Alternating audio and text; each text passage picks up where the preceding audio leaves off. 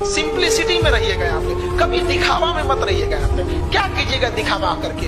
ये संसार की चीजें यहीं रह जाएंगी। यहाँ झगड़ा, लड़ाई, धन दौलत, द्वेष, एक दूसरे को पीछा करना, मतलब किसी को पीछे कर देना, उसको बर्बाद कर देना, ये सब चीजें यहीं रह जाएंगी। हमारे आपके सबके जीवन में एक ऐसी शाम आएगी जिसके बाद कोई सुबह नहीं होगा, फिर याद आएगी तो हमारी अच्छी काम और कोई नहीं। जीवन में एक चीज हमेशा याद रखना, सब लोग गांठ बांध के, जितना आपके चाहने वाले हैं उससे 4 गुना आपको गिराने वाले होंगे। ये हमेशा जीवन में याद रखना।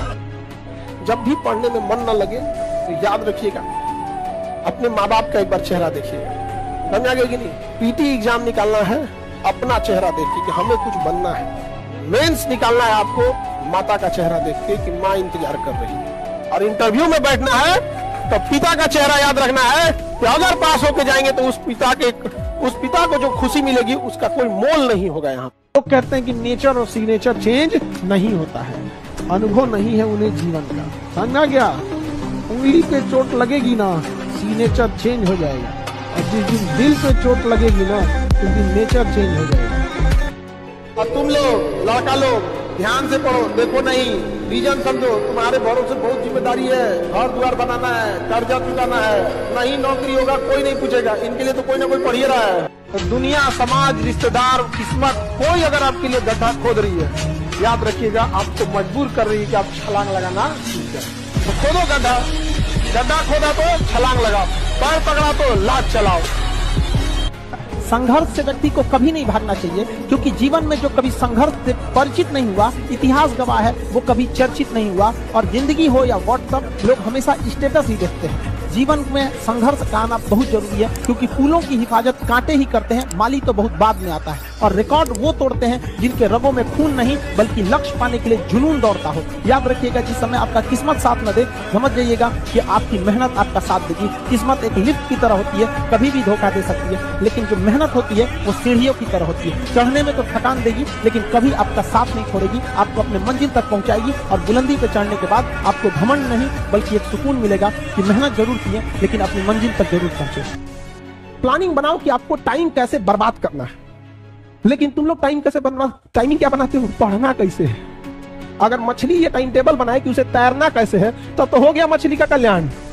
आप पढ़ने आए हो बाबू, आपका दिन रात यही काम होना चाहिए कि पढ़ाई कर रहे हैं। आपके पास टाइमिंग, इस बात की टाइम टेबल होना चाहिए कि बाहर कब जाना है, फोन पे कब बात करना है, कैसे क्या करना है। आप यकीन मानिएगा, आप ये बर्बाद वाला टाइम एक बार शेड्यूल बना के देखिएगा, फिर समझ में आएगा। हम लोग का भी फिक्स रहता है कि कितने बजे से कितने बजे के बीच में कोचिंग से स्टूडेंट से रिलेटेड प्रॉब्लम सुनना है। उस टाइम पे कुछ भी आ रहा है, हम लोग दूसरे का नहीं सुनेंगे।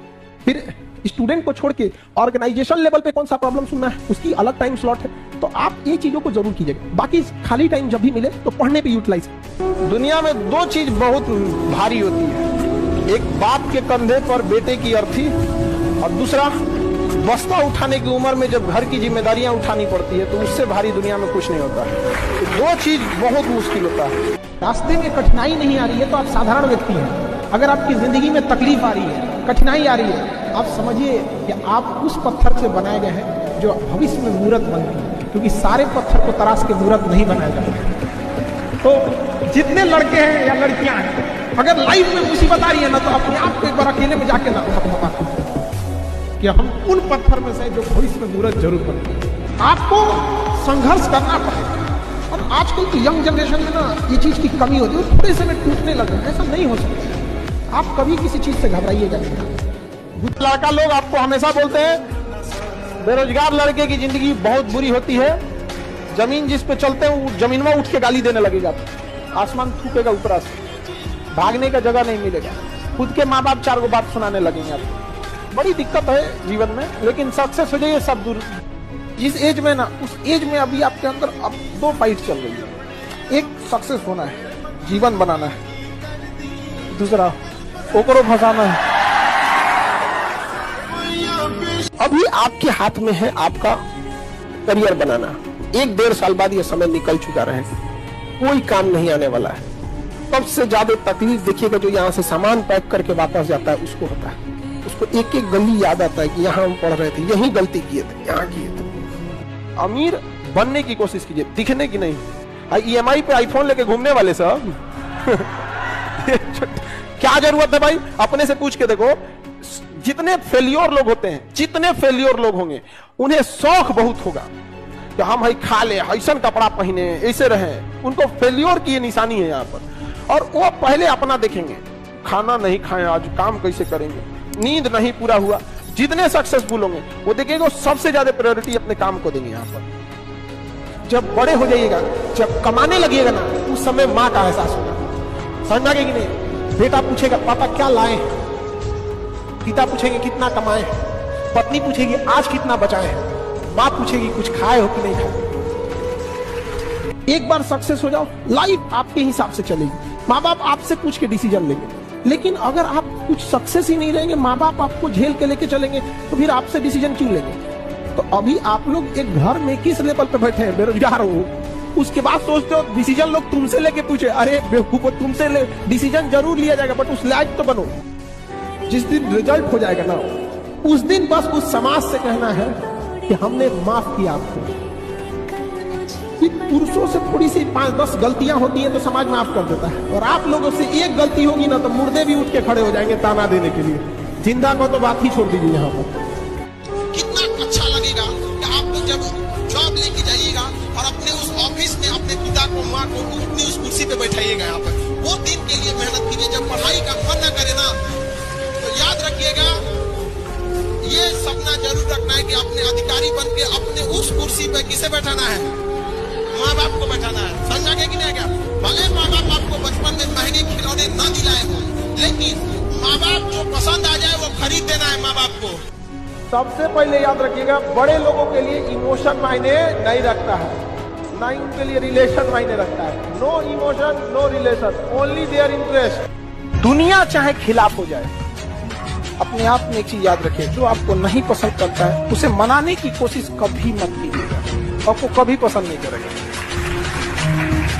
एक बात समझो, दुख ऊपर वाला दिया है, हम हंस के स्वीकार करते हैं, दुख भी वही दिया है। उसको लगता है कि इसे सुख देना चाहिए, उसे लगता है दुख देना चाहिए। जैसे हम आपको पढ़ाते हैं, हमें जब जरूरत लगेगा 2-4 घंटा लगाते भी हैं। अगर दुख ना आए ना, इंसान अपने आप को भगवान समझ बैठेगा। तो सुख दुख जीवन का हिस्सा होता है, लेकिन दुख बहुत पहाड़ लगता है, लेकिन बहुत कुछ सिखा के जाता है और बहुत चेहरों की पहचान भी करा के जाता है। आप अपने रिलेशन में देखिएगा, अपने मोहल्ले में देखिएगा, कुछ महिला या पुरुष ऐसे होंगे जो दिखने में भले सुंदर ना होंगे, लेकिन उनके विचार आपको अच्छे लगेंगे, नहीं ये इंसान अच्छे हैं। तो मनाइए कि ऐसे लोग मिले जीवन में जो दिखने में भले सुंदर ना हो, लेकिन विचारधारा उनकी बहुत सुंदर हो।